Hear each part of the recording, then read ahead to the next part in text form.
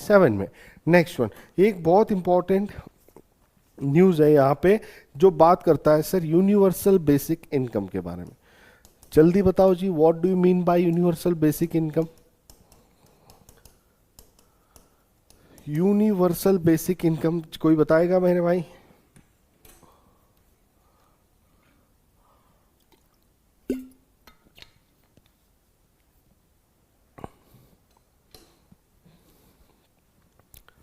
Infrastructure material check नहीं करते हैं, यही तो मैंने बोला आपको, सिर्फ ऑडिट करते हैं कि पैसा कितना खर्चा हुआ, ठीक है, क्या सही से पैसे खर्च हुआ है नहीं हुआ है, ये चीज़ को ऑडिट करते हैं सीएजी, ठीक है, मटेरियल वगैरह चेक नहीं होता इधर। Universal basic income, universal basic income की अगर बात करते हैं, यहाँ पे राज तिवारी, ओके ओके ठीक है। हर्षा सिंह कह रहा agriculture, no no no, it is not related to agriculture, right.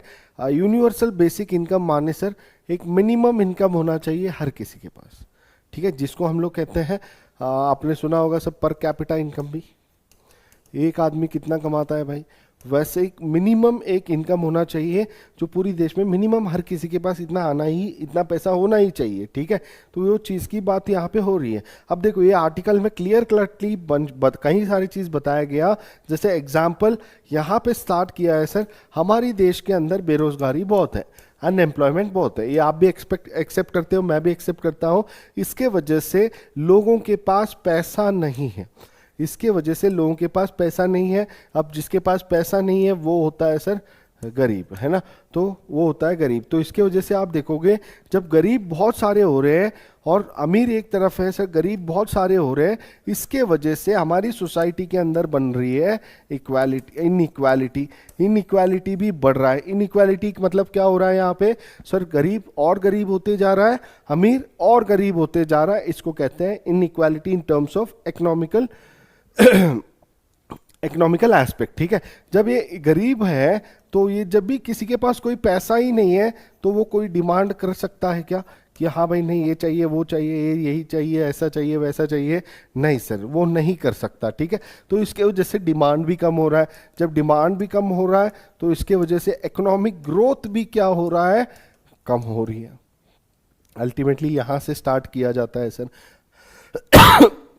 हमारे देश में अनएम्प्लॉयमेंट ज़्यादा है, इसके वजह से पैसा नहीं है, पैसा नहीं है तो गरीबी ज़्यादा है, तो इनइक्वालिटी भी ज़्यादा है, तो जो गरीब है वो डिमांड नहीं कर पा रहा, तो जब वो डिमांड नहीं कर पा रहा तो इकोनॉमिक ग्रोथ भी स्लो हो रही है। इसीलिए काम करो, जब ये सारा प्रॉब्लम तो इसके पास पैसा नहीं है ना, तो इसको कुछ मिनिमम पैसा दे दो, इसको मिनिमम पैसा दे दो। इनफैक्ट इस आर्टिकल में बताया है जो इंडियन नेशनल कांग्रेस, जो कांग्रेस पार्टी था सर, जब 2024 का लोकसभा इलेक्शन हुआ था, ये लोग इसके बारे में बात किए थे, ये कहे थे कि हम कंट्री के अंदर यूबीआई लाएंगे, यूनिवर्सल बेसिक इनकम लेके आएंगे, किसी के पास भी जब कोई इनकम नहीं है, ठीक है, कि कोई अनएम्प्लॉयड है या कोई पुअर है, ठीक है, इन लोगों को हम लोग क्या करेंगे, इन लोगों को sufficiently every month monthly income provide करेंगे। सपोज दैट लेट्स से इसमें बात कर रहे थे मंथली कम से कम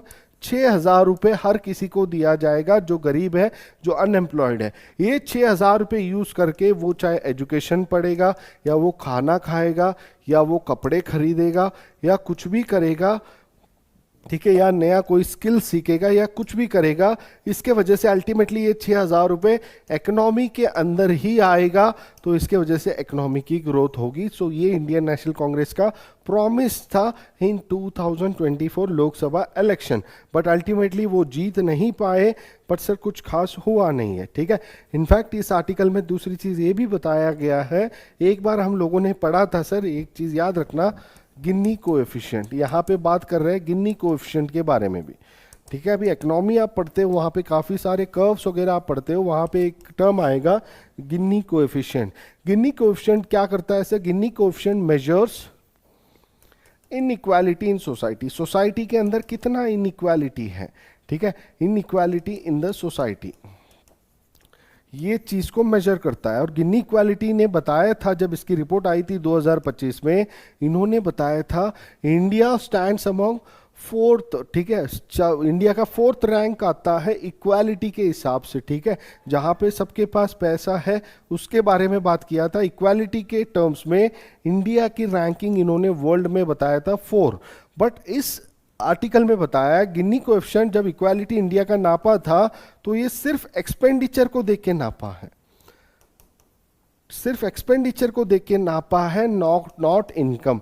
अगर आप इनकम देख के नापते या वेल्थ देख के नापते तब आपको एक्चुअल पता चलता कि भैया इक्वालिटी है या इनइक्वालिटी है, कैसा है कैसा नहीं है, बट आपने एक्सपेंडिचर को लेके नापा। ये सपोज इमेजिन दैट सर मेरा सैलरी 1 लाख रुपए है और मेरे खर्चे 3 लाख रुपए है, तो ये कैसे हो रहा भैया, इनकम से तो नहीं, ये 3 लाख रुपए तुम खर्चे कर रहे हो, ये तो तुम क्या कर रहे होंगे सर, कहीं ना कहीं से लोन ले रहे होंगे, है कि नहीं, कहीं से बाहर से उधार ले रहे होंगे या कोई भी चीज ईएमआई पे चला रहे होंगे, तो इस टाइप से होता है सर। सिमिलरली यहाँ पे एक्सपेंडिचर को देख के आप इन इक्वालिटी को मेजर करोगे तो ये हमेशा एक्सपेंडिचर तो सर हो सकता है इनकम से भी ज्यादा हमेशा हो, इनकम से भी ज्यादा एक्सपेंडिचर हो सकता है, तो इसका मतलब ये नहीं कि मेरे पास पैसा ज्यादा है। समझ में आया कि नहीं आया सर? तो एक्सपेंडिचर यहाँ पे जिनी कोएफिशिएंट ने एक्सपेंडिचर देख के नाप के इंडिया की रैंकिंग 4 बताया था, बट ये रॉन्ग पिक्चर है सर। इंडिया के अंदर इनइक्वालिटी बहुत ज़्यादा है, इंडिया के अंदर क्या है सर, इनइक्वालिटी बहुत ज़्यादा है। मेजर्स इनइक्वालिटी इन सोसाइटी, ठीक है, इन व्हाट टर्म्स, किस बात की बात कर रहे हो प्रिंस, ठीक है जी। तो गिनी कोएफिशिएंट, इसको भी इन्होंने बोला ये गिनी कोएफिशिएंट का डेटा गलत है, बिकॉज एक्सपेंडिचर को नापा है, इनकम या वेल्थ को नहीं नापा है। और दूसरी चीज, इकोनॉमिक सर्वे का भी रिपोर्ट था सर, जब इकोनॉमिक सर्वे 2025 में भी आया था, economic survey 2025 also highlighted that India के अंदर इनकम इनइक्वालिटी बढ़ रहा है, इनकम इनइक्वालिटी इंडिया के अंदर बढ़ रहा है। यानी इसका मतलब क्या होता है सर, इसका मतलब होता है जो अमीर है वो और अमीर होते जा रहा है, और जो पुअर है, जो गरीब है, वो और गरीब होते जा रहा है, ठीक है जी। ये इकोनॉमिक सर्वे का भी डेटा यही कहना था, और इसीलिए ये चीज हो रहा है और ये चीज भी यहाँ पे बताया गया है।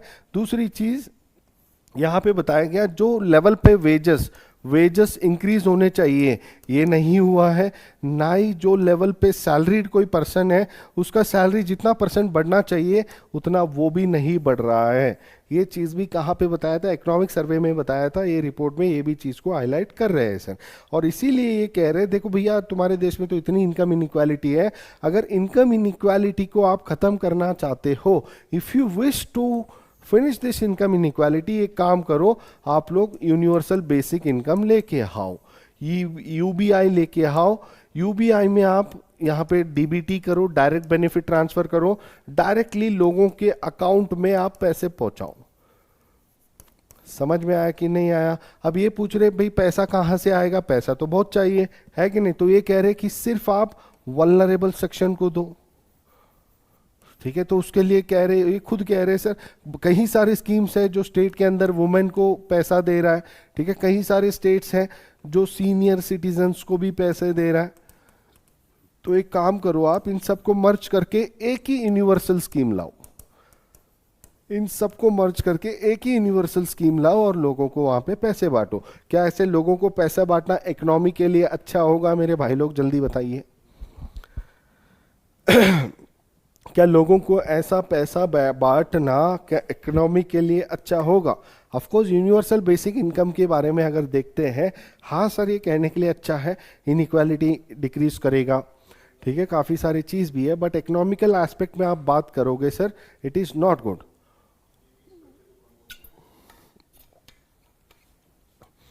ठीक है, तो यूनिवर्सल बेसिक इनकम की नेगेटिव एस्पेक्ट भी हम देखें, अगर यूबीआई का नेगेटिव एस्पेक्ट भी अगर हम देखते हैं तो इसके नेगेटिव एस्पेक्ट्स क्या क्या है सर? इसके नेगेटिव एस्पेक्ट में सबसे पहला वाला चीज़, जब लोगों को आप पैसा दोगे, सब लोगों के पास पैसा आ गया, जब पैसा इनके पास आ गया सर ये लोग खर्चा भी करेंगे, खर्चा करेंगे तो वहाँ पे डिमांड बढ़ेगा, डिमांड बढ़ेगा तो क्या होगा सर? Will cause inflation. बिल्कुल ठीक है, ठीक है। तो देश के अंदर क्या होगा? इन्फ्लेशन इंक्रीज होगा, महंगाई बढ़ेगी। और दूसरी चीज़ और क्या होगा सर इसके वजह से? ही भैया इतना पैसा देना है तो इतना पैसा कहाँ से आएगा? अब पैसा तो कहीं ना कहीं से तो लेके दोगे, या तो उधारी आप लोगे कोई और देश से, फिर वो तो चुकाना ही पड़ेगा, या तो आप कोई और डेवलपमेंट स्कीम से हटा के पैसे निकालोगे तो डेवलपमेंट हैम्पर होगा। समझ में आया कि नहीं आया सर? तो बजट, ये बजट कहाँ से आएगा, ये सबसे बड़ी सवाल है सर। पैसा देंगे, चलो ठीक है दे देंगे यार, पैसा ही तो है, क्या बड़ी बात है, देंगे, पर पैसा कहाँ से आएगा? समझ में आया कि नहीं आया सर? तो बजट कहाँ से आएगा, ये सबसे बड़ी बात है। और तीसरी चीज़ जो सबसे बड़ी चीज़ है सर, जो हमारी सपना है कि इंडिया को एक डेवलप्ड नेशन बनाना है, इंडिया को एक मैन्युफैक्चरिंग हब बनाना है, वो यहाँ पे कॉम्प्रोमाइज हो जाएगा। It will impact India's goal of becoming developed nation, और मैन्युफैक्चरिंग हब। क्यों सर? क्योंकि हम डेवलप तो तभी होंगे जब हर चीज़ हमारे पास होगा। समझ में आया? या मैन्युफैक्चरिंग अब हम तभी करेंगे सर जब मैन्युफैक्चरिंग करेंगे, जब आप लोगों को मुफ्त में पैसा दोगे। जब लोगों को आप पैसा दोगे तो कोई लोग वर्क करेगा क्या सर, काम करेगा? वो तो बोलेगा यार पैसा तो आ ही रहा है मेरे पास, तो है कि जब मेरे पास पैसा आ ही रहा है मैं काम क्यों करूं? जब ऐसे ही लोग बोलते रहेंगे तो भैया आपकी मैन्युफैक्चरिंग आगे कैसे बढ़ेगा? मैन्युफैक्चरिंग नहीं बढ़ेगा तो भैया आप डेवलप कैसे बनोगे? समझ में आया सर? तो ये मेजरली सबसे मेजर 3 इम्पैक्ट्स इसके हमें देखने को मिलते हैं यूनिवर्सल बेसिक इनकम के। ठीक है, इसके ऑफकोर्स पॉजिटिव भी है, इसके ऑफकोर्स नेगेटिव भी है, ये चीज़ आपको ध्यान रखना है। सर हम विकसित देश कब बनेंगे यूएसए चाइना के जैसे? टारगेट तो है राज तिवारी हम लोगों का 2047 तक विकसित भारत बनना है, पर हम बनेंगे नहीं बनेंगे, क्या होगा क्या नहीं होगा, ये तो हमारी परफॉर्मेंस पे डिपेंड करेगा। ठीक है, कई सारी चीज़ है, उसको अगर काउंटर किया जाएगा तो ऑफ कोर्स हम बनेंगे सर।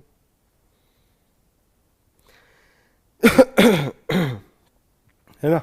चलो मुश्किल है, देखते हैं क्या होगा। यस राइट, तो ये यूबीआई का नेगेटिव, यही सारी चीज़ ये आर्टिकल में भी बात किया है। ठीक है।